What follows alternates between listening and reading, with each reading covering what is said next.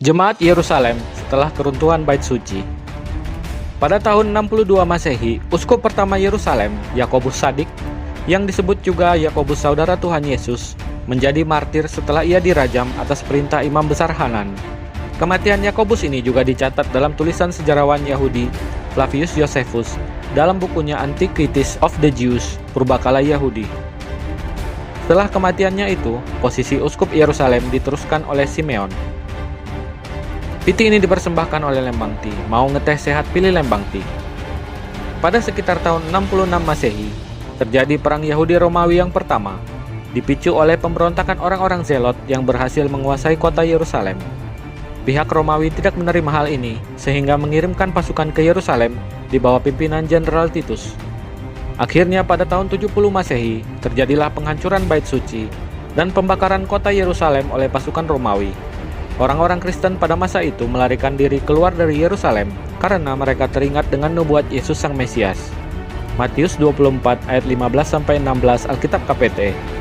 Oleh karena itu, ketika kamu melihat pembinasa keji yang dikatakan oleh Nabi Daniel berdiri di tempat kudus, pembaca hendaklah memahaminya. Maka mereka yang di Yudea hendaklah melarikan diri ke pegunungan. Akibat peristiwa ini, jemaat Yerusalem melemah dan bergeser ke Galilea, namun mereka tetap ada. Sementara itu, orang-orang Yahudi mengalami penderitaan yang berat. Sanhedrin, Dewan Yahudi, kemudian terpaksa dipindahkan ke kota Yamnia atas permohonan Rabi Yohanan ben Zakkai kepada Kekaisaran Romawi, yang kemudian dikabulkan. Pada Perang Yahudi Romawi yang kedua, pada tahun 132 sampai 135 Masehi, atau disebut juga Perang Bar Kokhbah, seorang Rabi Yahudi yang bernama Akiba meyakinkan Sanhedrin bahwa Simon Bar Kokhbah adalah Mesias. Orang Kristen dari bangsa Yahudi dan bukan Yahudi diajak ikut serta dalam perang ini, namun mereka menolak karena mengingat pesan Yesus mengenai Mesias palsu.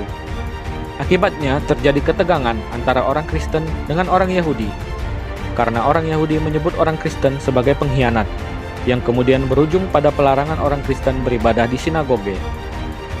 Perang Bar Kokhbah ini kemudian berakhir dengan kemenangan pihak Romawi, sehingga orang Yahudi diusir keluar dari Yudea. Lalu Kaisar Hadrian yang berkuasa pada masa itu membangun kembali Yerusalem dan menamakannya Alia Capitolina. Ia juga mengganti nama Yudea menjadi Syria Palestina dengan tujuan untuk menghapuskan nama Israel dan Yerusalem dari peta dunia. Walaupun orang Yahudi diusir keluar dari Yudea, namun orang Kristen dibiarkan tinggal di Yerusalem oleh Kekaisaran Romawi. Namun semenjak perang itu, orang Kristen Yahudi semakin lama semakin berkurang, dan akhirnya keuskupan Yerusalem yang semula dipimpin oleh uskup-uskup keturunan Yahudi, kemudian dipimpin oleh uskup-uskup yang bukan keturunan Yahudi.